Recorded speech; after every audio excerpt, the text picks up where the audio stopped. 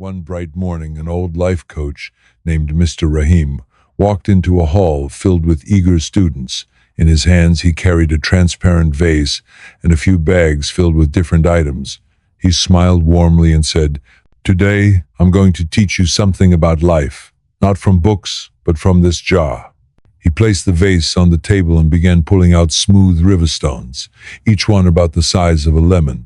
Carefully, he placed them inside until the jar could hold no more. "Tell me," he asked, "is this jar full?" The students looked and agreed, "Yes, sir, it's full." Mr. Rahim then took out a bag of marbles and gently poured them in. The marbles rolled into the spaces between the stones. He shook the jar slightly, letting them settle. "Now?" he asked again. Some nodded slowly. "Yes, maybe." Without answering, he pulled out a pouch of lentils and poured them in. The small grains flowed around the marbles and stones, finding every little gap. "And now?"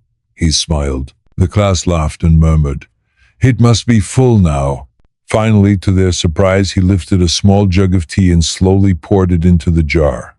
The liquid soaked through the lentils and filled the jar completely. He stepped back, looked at them and said, "This jar is your life. The stones are your core values, and people your loved ones, your health, your inner peace, your lifelong dreams.